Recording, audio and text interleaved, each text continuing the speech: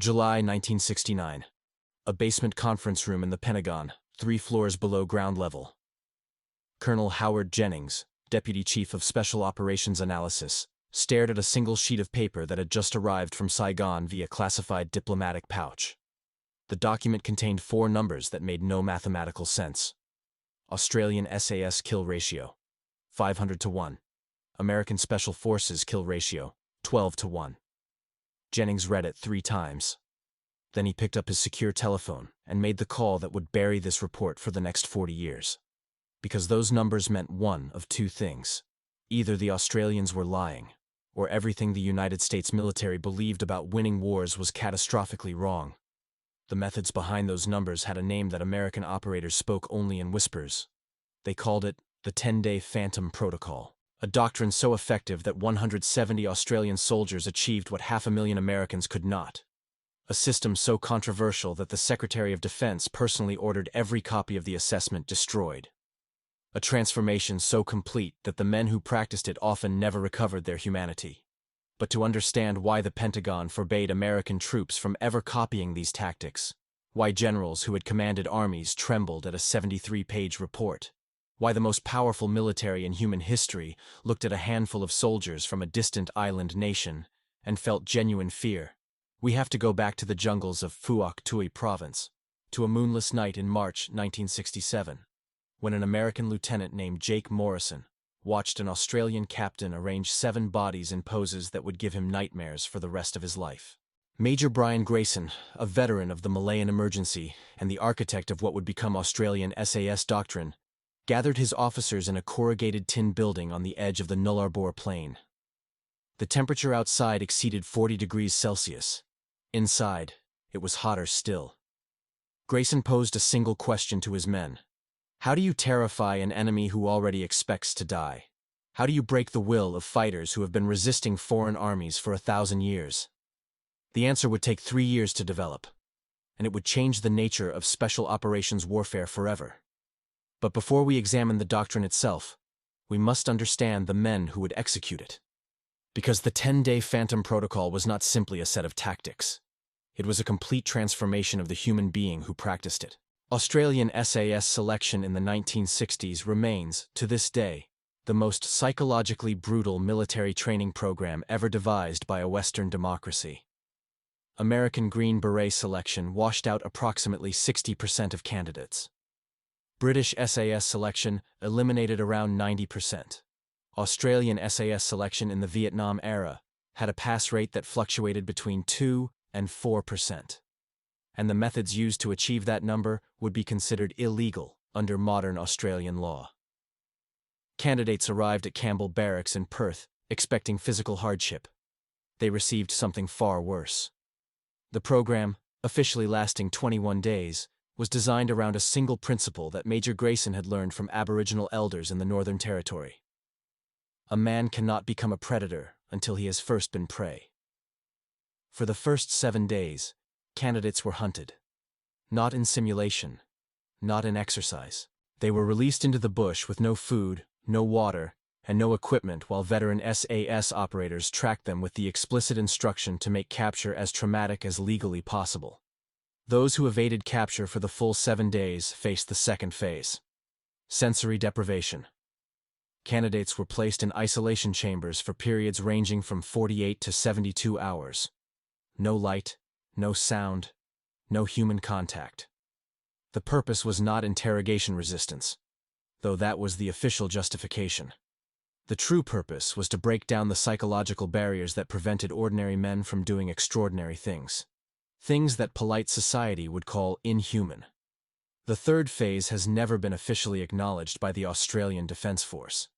Candidates who passed the first 2 phases were taken to a remote location and presented with a live animal, typically a pig or a goat. They were given a knife, and they were told they had 60 seconds to end the animal's existence using only their hands and the blade. Those who hesitated were failed immediately. Those who completed the task efficiently but showed visible distress were failed. Only those who demonstrated what the instructors called operational detachment moved forward. This was not cruelty for its own sake. This was preparation for what awaited in the jungles of Phuoc Tuy province. The 10-day Phantom Protocol rested on three pillars that directly contradicted everything American forces believed about fighting in Vietnam. American doctrine emphasized firepower, mobility, and body counts. Find the enemy, fix them in place, and destroy them with overwhelming force. It was a doctrine born in the factories of Detroit and the bombing campaigns over Germany. It assumed that superior technology would always defeat inferior numbers. And in Vietnam, it was failing catastrophically. Australian doctrine took the opposite approach. The first pillar was invisibility. Australian SAS patrols operated on the principle that the perfect mission was one where the enemy never knew they had been hunted until their comrades began disappearing. American patrols announced their presence with helicopter insertions, artillery preparation, and radio chatter that Vietnamese signals intelligence intercepted with ease. Australian patrols inserted on foot, sometimes walking for 3 days through enemy territory before reaching their operational area. They carried no radios for the first 48 hours. They communicated entirely through hand signals. They moved at a pace so slow that American observers initially believed they were lost. The second pillar was patience. American patrols typically lasted 3 to 5 days. Australian patrols lasted 10, sometimes 14, sometimes longer. The men carried minimal food, rice and dried fish, the same rations as their enemy. They drank from streams, purifying water with iodine tablets that turned their teeth yellow and their stomachs iron. They slept in shifts of 90 minutes, never more, never in the same location twice. They became part of the jungle in a way that American soldiers, rotated through 12-month tours with generous rest allowances, simply could not match. But it was the third pillar that made Washington classify the Webb report. The third pillar was psychological warfare, and its methods would haunt American observers for decades. Corporal David McAllister earned his nickname not from his skill at following enemy trails, though that skill was considerable. He earned it from what he left behind. McAllister had learned tracking from an Aboriginal elder named Tommy Doolan, a Yolngu man from Arnhem Land who had been quietly advising the Australian military since the Second World War. Doolan taught McAllister that hunting was not simply about following prey. It was about understanding prey so completely that you could predict its behavior before it occurred, and then using that prediction to create terror. The practice that American observers found most disturbing was what Australian operators called the calling card. When an Australian patrol eliminated a Viet Cong fighter, they did not simply confirm the elimination and move on. They arranged the scene. The body would be positioned in a specific way, often sitting upright against a tree, eyes open, weapon placed across the lap, as if the fighter had simply stopped to rest. Sometimes the Australians would remove the fighter's boots and cut them in a distinctive pattern. Sometimes they would leave small objects, a flower, a stone, a playing card, that had no meaning to American observers, but carried tremendous significance in Vietnamese folk belief. The psychological effect was devastating. Viet Cong units operating in Phuoc Tuy province began reporting ghost sightings. Fighters refused night patrols. Entire companies relocated rather than operate in areas where the Phantoms had been active. Vietnamese prisoners, when interrogated, spoke of Australian operators not as soldiers, but as spirits. They called them by many names: Ma Rung, the jungle ghosts, the ones who walk without sound, the silent farmers, and the body count reflected this terror. In 1968, Australian SAS patrols operating in Phuoc Tuy province recorded an elimination ratio of 500 to 1. 500 enemy fighters removed from the battlefield for every Australian casualty. The equivalent American ratio in the same period was approximately 12 to 1. But the numbers only told part of the story. Lieutenant Jake Morrison arrived at Nui Dat Base in March 1969 with 17 months of combat experience and absolute confidence in American Special Operations superiority. Morrison had served with MACVSOG, the most elite American unit operating in Vietnam. He had conducted cross-border operations into Laos and Cambodia. He had survived 3 helicopter crashes and earned 2 Bronze Stars. He believed, with the certainty that only combat veterans possess, that he had seen everything the war had to offer. The Australian SAS changed that belief in exactly 11 days. Morrison's assignment was simple: observe Australian patrol methods and prepare a report on potential tactics for adoption by American units. He was attached to 3 Squadron, 2nd SAS Regiment, under the command of Captain Ross Bannerman, a soft-spoken officer from rural Victoria who had the unsettling habit of smiling before delivering bad news. Bannerman welcomed Morrison with professional courtesy and a single warning. Everything you think you know about jungle warfare is wrong.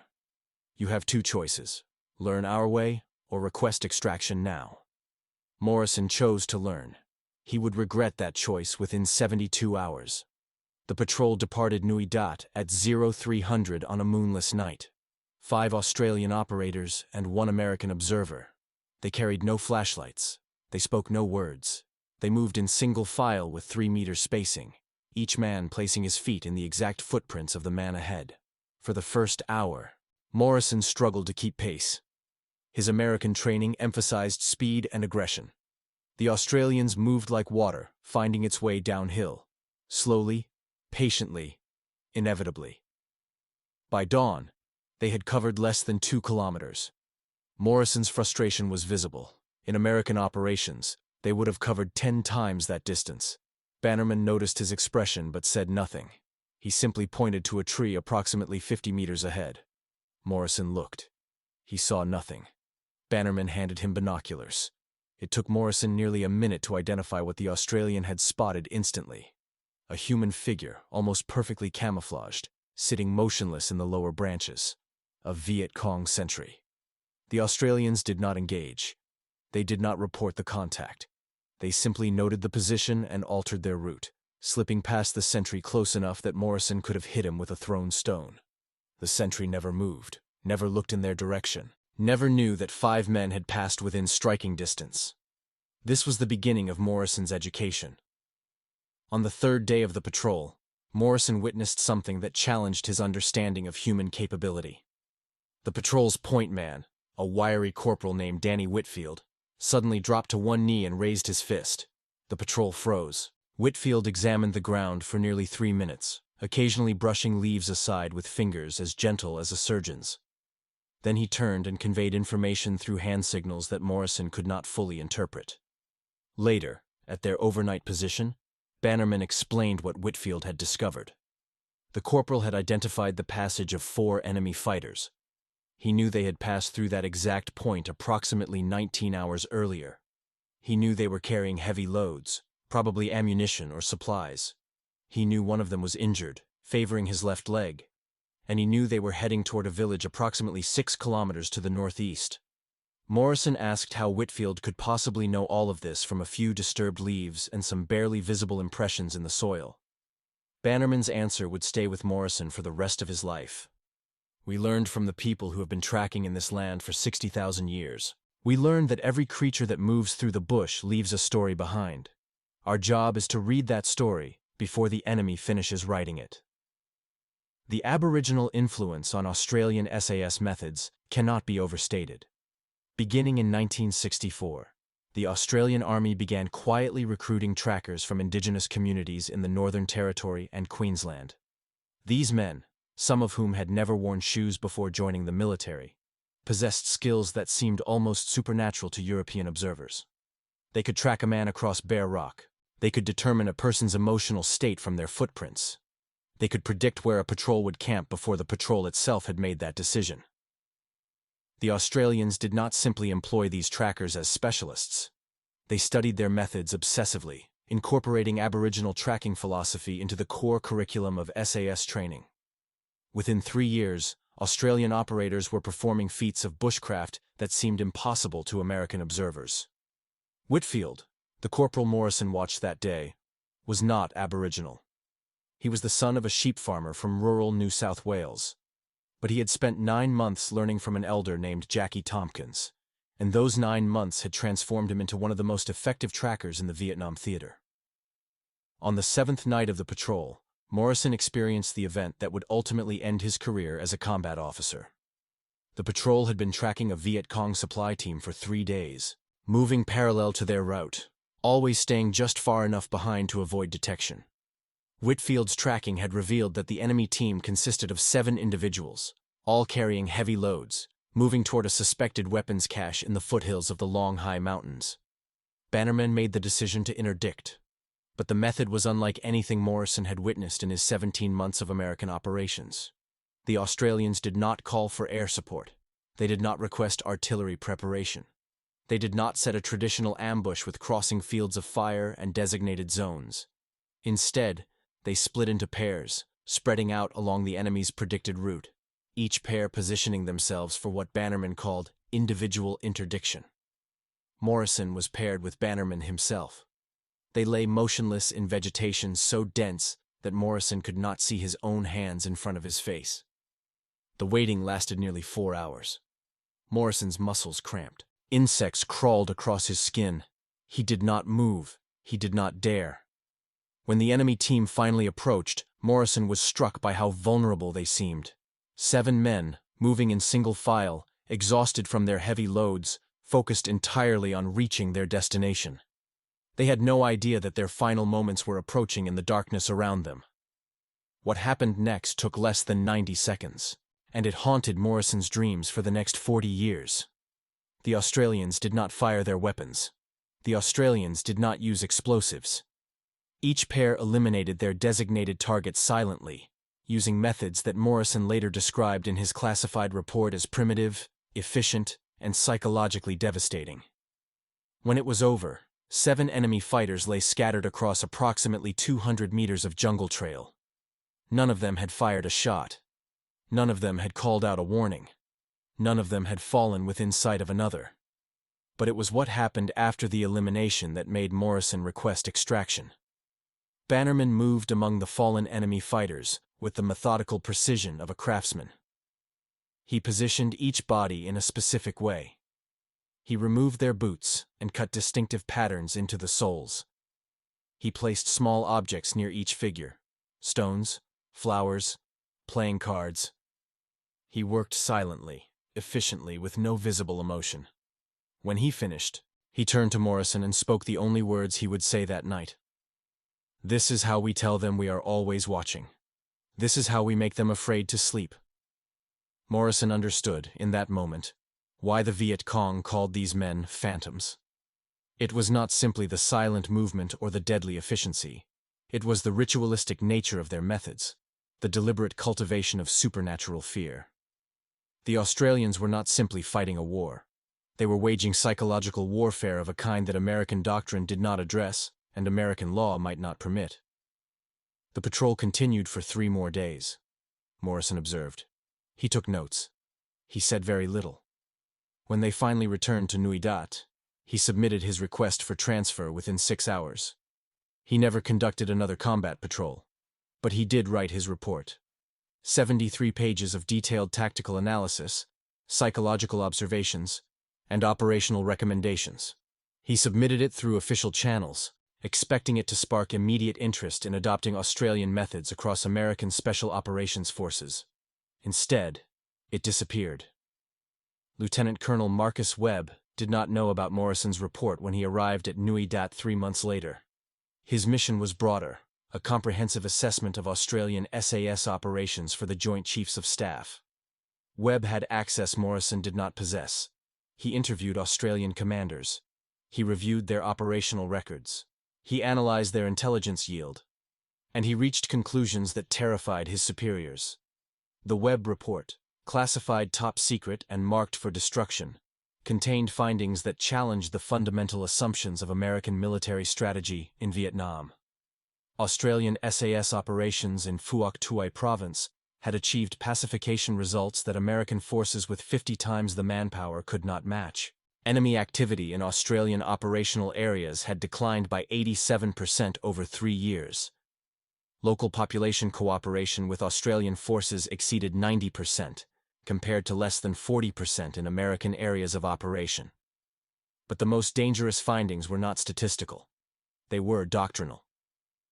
Webb concluded that Australian success resulted directly from methods that American forces could not adopt without fundamental changes to military law, training philosophy, and strategic culture. The 10-day Phantom Protocol required operational patience that American commanders, pressured by political timelines and body count metrics, could not provide. It required psychological warfare methods that violated both American military regulations and the Geneva Convention's spirit, if not always their letter. and it required a relationship with indigenous tracking knowledge that American racial attitudes of the 1960s made impossible to replicate. Webb's final recommendation was stark. Do not attempt to adopt Australian methods. The cultural and legal barriers are insurmountable.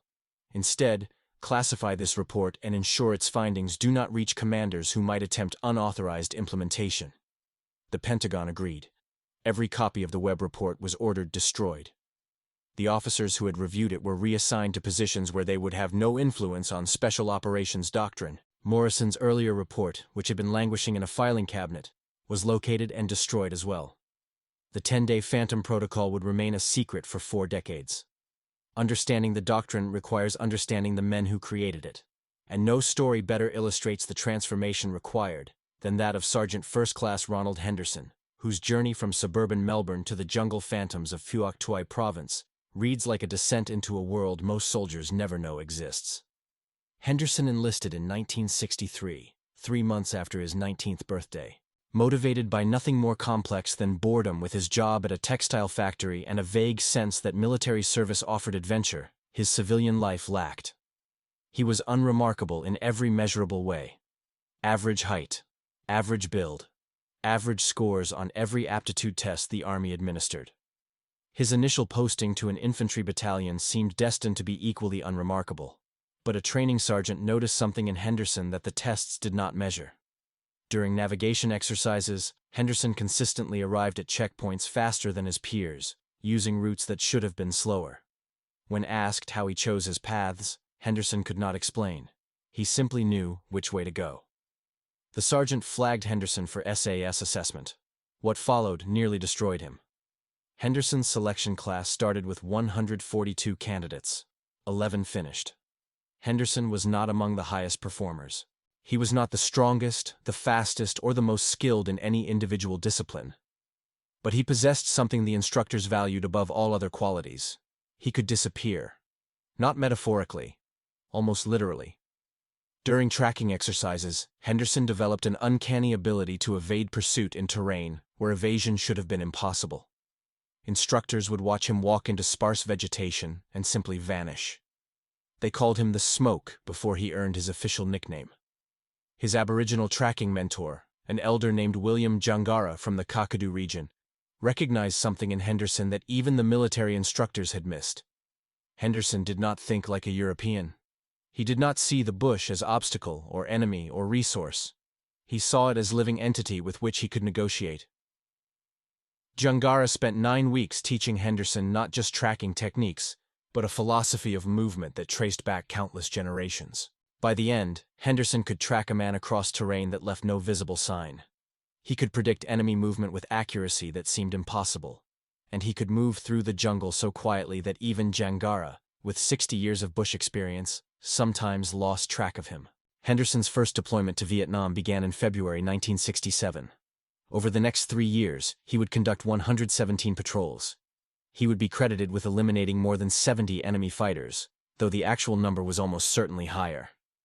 He would spend more than 1,000 days in the jungle, moving like smoke, striking like lightning, vanishing like mist.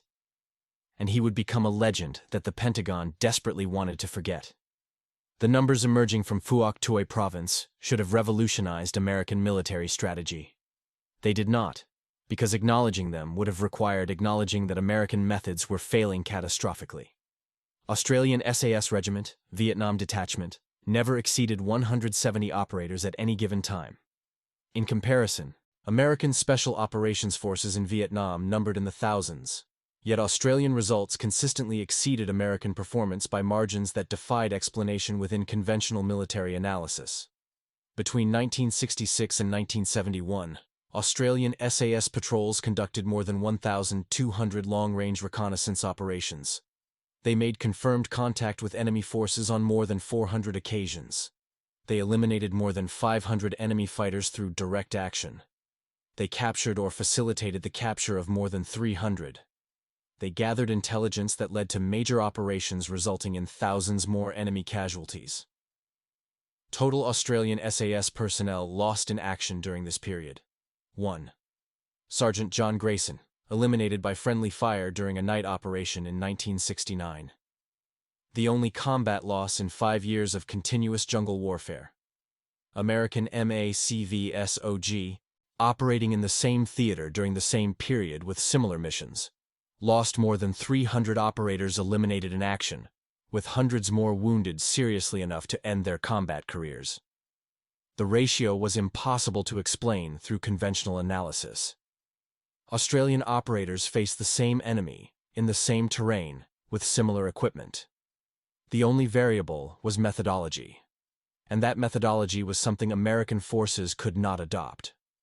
Major General William Westmoreland, commanding American forces in Vietnam, requested a briefing on Australian methods in late 1968. The briefing lasted less than 30 minutes before Westmoreland terminated it. According to officers present, the general's response was immediate and absolute. American forces would not adopt methods that required treating warfare as hunting rather than combat. This distinction, hunting versus combat, lies at the heart of why the 10-day Phantom Protocol remained forever beyond American reach. American military doctrine viewed combat as a symmetrical engagement between opposing forces. Success meant bringing superior firepower to bear on enemy positions, destroying their capacity to resist, and occupying their territory. This doctrine had won the Second World War and Korea. It assumed that wars were won through the accumulation of tactical victories. Australian SAS doctrine viewed warfare as asymmetrical predation. Success meant becoming so effective at eliminating individual enemies that the enemy lost the will to operate. The goal was not territorial control or body counts. The goal was psychological dominance. Make the enemy believe that their ends stalked them constantly, that resistance was futile, that every shadow concealed a phantom waiting to strike. This required a fundamental transformation of the individual soldier. American training produced warriors. Australian training produced predators. The difference manifested in every aspect of operations. American patrols moved aggressively, covering ground, seeking contact, calling fire support at the first sign of resistance. Australian patrols moved patiently, sometimes waiting days for a single opportunity, often refusing contact in favor of gathering intelligence. Americans measured success in enemy bodies. Australians measured success in enemy fear, and the methods used to generate that fear were what Washington could not permit. The Webb report documented specific Australian practices that Webb concluded violated the spirit, if not the letter, of international law. Some of these practices have since been officially acknowledged. Others remain classified. All of them contributed to the devastating effectiveness of the 10-day Phantom Protocol. The boot ritual was among the most psychologically effective. When Australian operators eliminated an enemy fighter, they often removed the fighter's boots and cut them in a distinctive pattern, 3 parallel slashes across each sole. They then replaced the boots on the fighter's feet. The pattern had no practical purpose. Its function was entirely psychological. Vietnamese folk belief associated specific patterns with supernatural entities. The boot cutting suggested that the fighter had been taken not by human enemies, but by spirits. Within 6 months of the practice beginning, Viet Cong commanders in Phuoc Tuy province were reporting systematic refusal to enter certain areas. Fighters claimed the jungle itself had turned against them. Body positioning followed similar principles. Australian operators spent considerable time arranging eliminated fighters in poses that Vietnamese tradition associated with spiritual punishment. A fighter sitting upright against a tree, eyes open, weapon in lap, suggested that he had been frozen in place by supernatural force. A fighter face down, arms spread, feet pointing away from the nearest village, suggested exile from the afterlife. These arrangements had no military value. Their value was in the terror they created. Trophy collection is the practice that remains most controversial. Webb's report documented multiple instances of Australian operators retaining physical evidence from elimination sites. Some of this evidence served intelligence purposes, documents, identification, weapons markings. Other evidence served purposes that Webb described as unclear but ritualistic in nature. The Webb report's most redacted section addresses this practice directly, and the redactions themselves suggest that what was documented exceeded anything American commanders were prepared to officially acknowledge. No element of Australian SAS doctrine disturbed American observers more than the integration of Aboriginal tracking and bushcraft knowledge. The disturbance was not moral. American forces employed indigenous scouts and trackers themselves. The disturbance was existential. Aboriginal methods challenged fundamental assumptions about the relationship between humans and the natural world. Tommy Doolan, the Yolngu tracker who trained multiple generations of Australian SAS operators, explained his philosophy to the only American interviewer who ever gained his trust. The land is not empty space between you and your enemy. The land is alive. It watches. It remembers. It will help you if you know how to ask. Your American soldiers walk on the land. We teach our men to walk with the land. This was not mysticism, though American observers often dismissed it as such. Aboriginal Australians had developed sophisticated environmental awareness over tens of thousands of years. They understood ecological systems, animal behavior, and weather patterns with precision that exceeded scientific instruments of the era. When this knowledge was applied to military tracking, the results were extraordinary.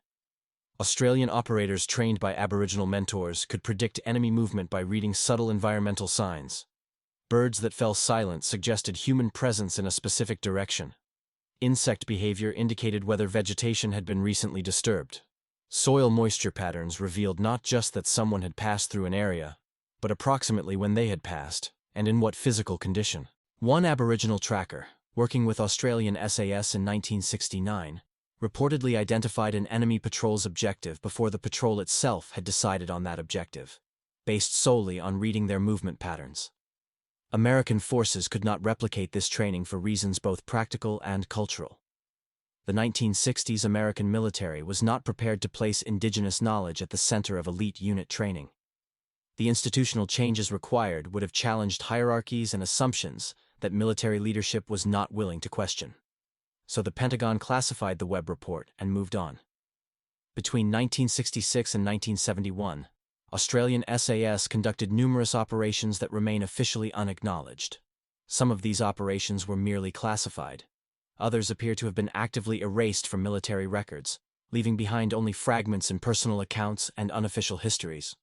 Operation Eleonora, conducted in March 1968, represents the most significant of these erased missions. According to survivors' accounts gathered decades later, Eleonora was a cross-border operation, targeting a suspected senior Viet Cong commander, operating in a sanctuary area that American forces could not strike due to political constraints. The operation was approved at the highest levels of Australian command, with explicit understanding that no American involvement would be permitted and no acknowledgement would ever be made. A 6-man Australian SAS team infiltrated the sanctuary area on foot, avoiding all established routes and checkpoints. They spent 12 days in position, conducting reconnaissance and waiting for their target. When the target finally appeared, the team executed their mission and exfiltrated without detection. The target, whose elimination was attributed to internal Viet Cong conflict in official accounts, was never connected to Australian operations. The significance of Eleonora was not the elimination itself.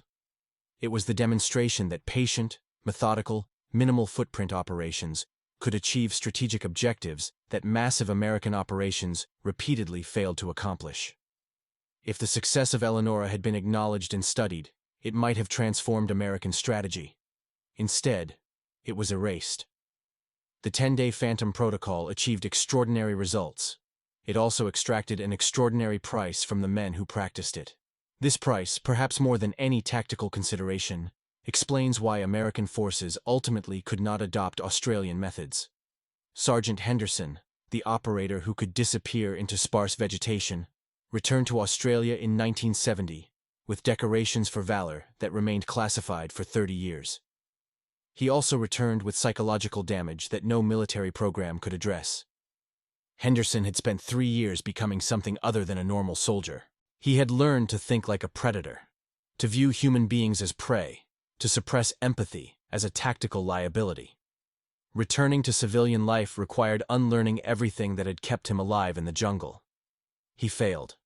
Within 2 years of his return, Henderson had lost his marriage, his relationships with his family, and his ability to hold employment. He spent nearly a decade homeless, living in bushland outside Melbourne, unable to tolerate the presence of other people for extended periods. When researchers finally located him in 1983, Henderson was living in a hand-built shelter in Victoria's high country, speaking to no one, spending his days practicing tracking skills that no longer served any purpose. Henderson's story was not unique. Follow-up studies of Australian SAS Vietnam veterans, conducted decades after the war's end, revealed psychological damage patterns distinct from general trauma responses. These operators had not merely experienced trauma. They had been fundamentally transformed by their training and operations. Many reported difficulty reintegrating the hunting self that combat had created with the civilian self that society expected. Some described the experience as having two distinct personalities, each incomprehensible to the other. American military planners, reviewing these outcomes in later decades, cited psychological sustainability as a primary reason for not pursuing 10-day Phantom Protocol training. The American military could not justify creating soldiers so effective that they might never recover from their own effectiveness. The Webb report was destroyed. Morrison's observations were buried. The Pentagon officially concluded that Australian methods were interesting but inapplicable to American operations.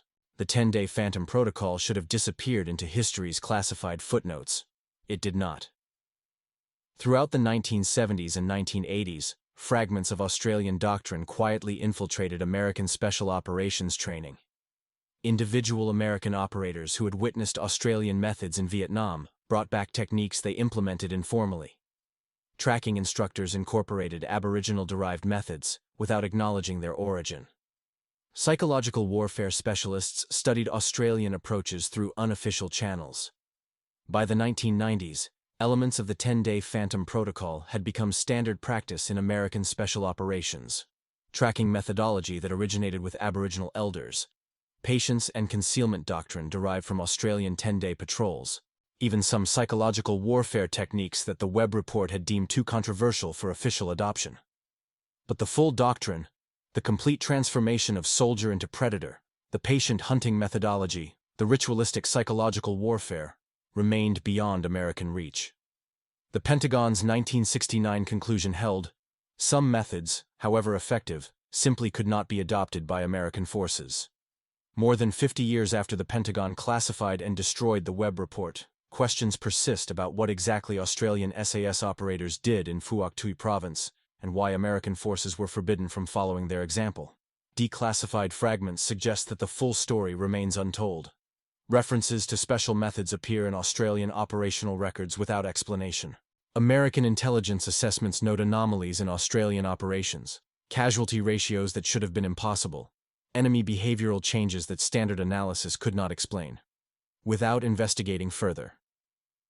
Vietnamese sources, accessed by researchers in recent decades, describe Australian operators in terms that combine respect and supernatural terror.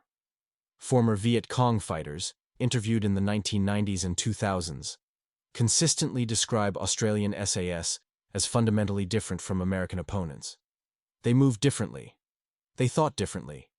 They seemed to understand the jungle in ways that Vietnamese fighters, born and raised in that environment, could not match. How did a handful of soldiers from a distant island nation become the most effective jungle warriors in the Vietnam conflict? What exactly did their Aboriginal mentors teach them? What methods did the Webb report document that remain classified to this day? The 10-day Phantom Protocol stands as one of the most successful and most controversial military doctrines of the 20th century. Its effectiveness was beyond question. Elimination ratios, casualty rates, and pacification metrics all demonstrated overwhelming Australian superiority in their operational area. Its methods were beyond adoption. Psychological warfare techniques, hunting philosophy, and Aboriginal knowledge integration all exceeded what American forces could replicate. The Pentagon's decision to classify and destroy documentation of Australian methods remains debatable. Some military historians argue that American forces could have adapted elements of the protocol without fully adopting its most controversial aspects. Others contend that the protocol's effectiveness derived precisely from its totality, that partial adoption would have yielded partial results while still incurring the moral and psychological costs. What remains beyond debate is the protocol's impact on the enemy. For 5 years, Australian SAS operators transformed a province of Vietnam into a hunting ground where Viet Cong forces operated in constant terror. They achieved this transformation with fewer than 200 men, minimal equipment, and methods that seemed almost primitive compared to American technological sophistication. They became phantoms, and Washington was afraid. The operators who executed the 10-day Phantom Protocol never received the recognition their achievements warranted. Australian military culture emphasized institutional anonymity over individual glory. American military culture could not acknowledge that Allied forces had fundamentally outperformed their own. Henderson, the operator who could disappear, finally emerged from his bush isolation in 1992, nearly 2 decades after his return from Vietnam. He spent his remaining years working with indigenous communities in northern Australia, teaching tracking skills to young people who had been separated from their traditional knowledge. He never spoke publicly about his service. He never received a medal that was not classified. He passed quietly in 2008, survived by estranged children who barely knew him. Bannerman, the captain who showed Morrison the calling card ritual, served 2 more tours after his initial deployment, each more classified than the last. His official service record shows conventional postings to administrative positions in the 1970s. Unofficial accounts suggest a very different career trajectory. He reportedly consulted on special operations for multiple Allied nations, never officially, never on record. He passed in 2003 without ever publishing the memoirs he reportedly spent decades writing. Whitfield, the tracker who could read a trail like a book, disappeared from official records after 1972. Unconfirmed reports place him in Rhodesia, then South Africa, then locations in Southeast Asia where Australian forces were not officially present. His fate remains unknown. His service file remains classified. These men were not heroes in any conventional sense. They did not storm beaches or capture flags or liberate cities. They moved silently through darkness, eliminating enemies who never saw them coming, leaving behind scenes designed to terrify those who found them. They transformed themselves into something other than soldiers, other than warriors, other than the men they had been before their training began. And for 50 years, their nation pretended they did not exist. The Webb report's survival is the closest thing to a miracle that military classification allows. 1 copy, apparently misrouted to an archive in Canberra, escaped the destruction order. It sat in a misfiled box for 37 years before a researcher discovered it during an unrelated document search. The report's declassification in 2006 sparked immediate controversy. Australian veterans groups praised it as long overdue acknowledgement of their service. American military historians struggled to reconcile its findings with accepted narratives of Vietnam operations. Human rights organizations questioned whether the documented methods constituted war crimes regardless of their effectiveness. The Australian government's response was carefully calibrated. Officials acknowledged the report's authenticity, while emphasizing that the methods described were products of their time, and that contemporary Australian forces operated under different doctrines. They did not apologize. They did not celebrate. They simply noted that history had unfolded as documented and moved on. Webb himself, still living at the time of declassification, declined all interview requests. He passed in 2014 without ever publicly discussing the report that bore his name. His personal papers, donated to an American military archive, remain sealed until 2050. What exactly made the 10-day Phantom Protocol so effective?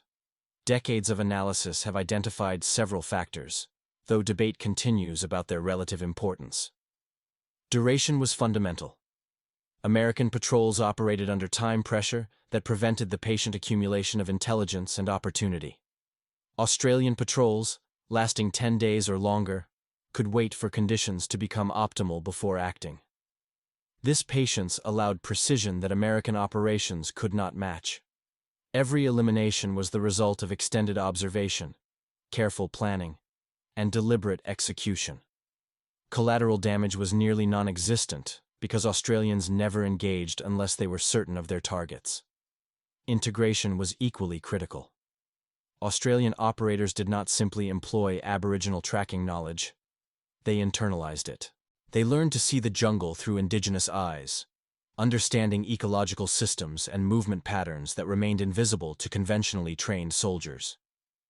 This knowledge transformed every patrol into an intelligence-gathering operation, with operators reading the environment for signs that other forces would never detect.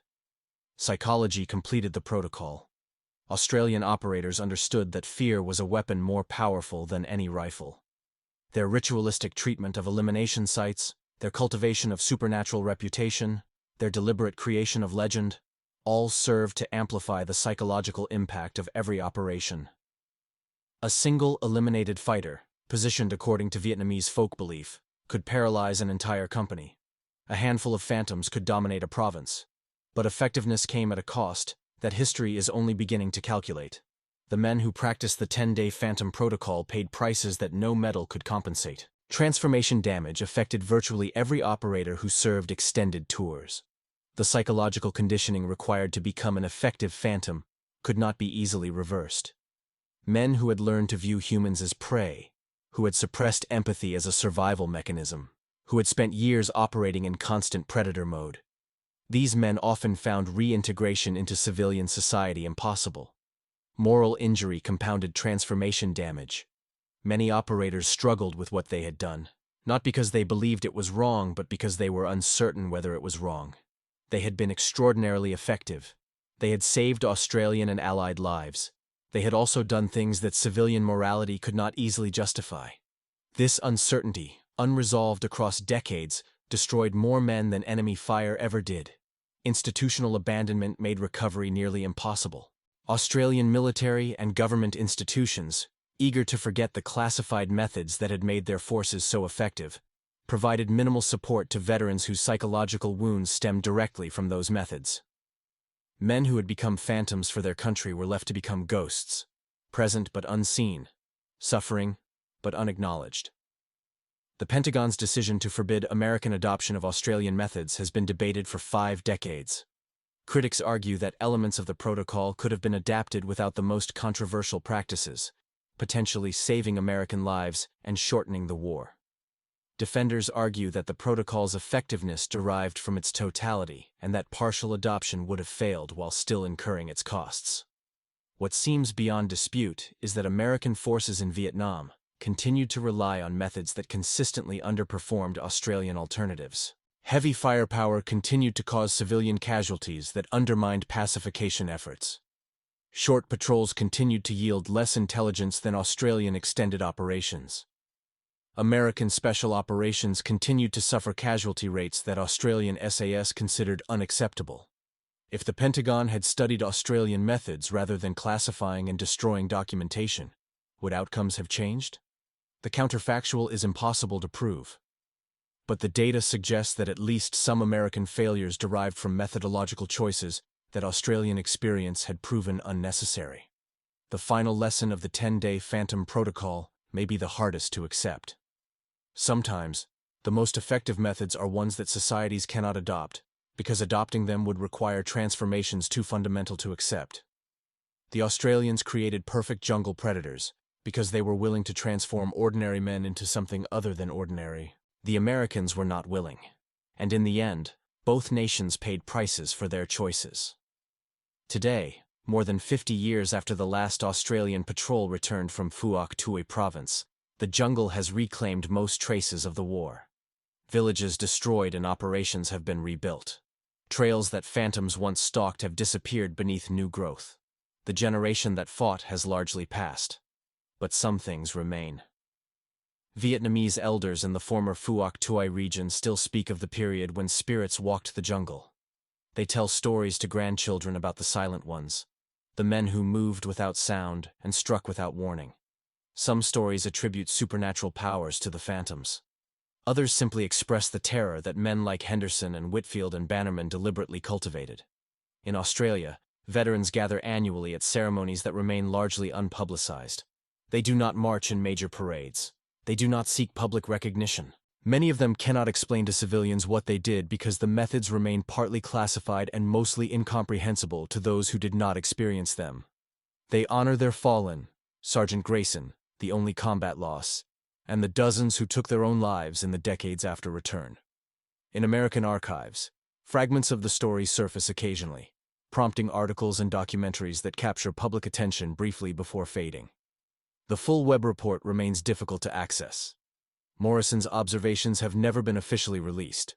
The complete story of what Australian SAS accomplished and what the Pentagon feared may never be told. What can be told is this. For 5 years, approximately 200 men from a small nation half a world from the conflict zone achieved results that the world's largest military power could not match. They did this through methods so effective that their own allies refused to adopt them.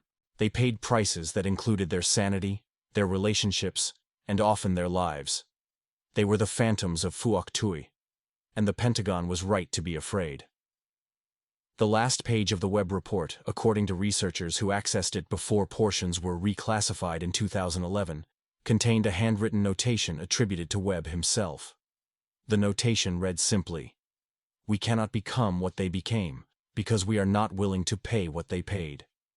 Perhaps that is for the best. Perhaps it was.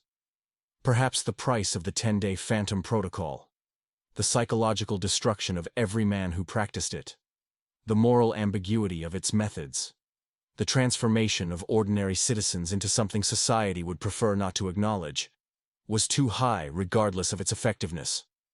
Or perhaps, as some military theorists argue, the notation represents the fundamental failure of American strategy in Vietnam.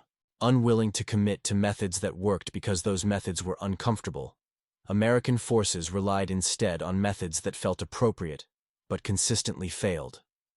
The debate continues. The phantoms are gone. The questions they raised will outlast everyone who remembers them. This is the story the Pentagon buried. This is the protocol they forbade. This is the truth about why 170 Australians outfought an army of 500,000. They became something else.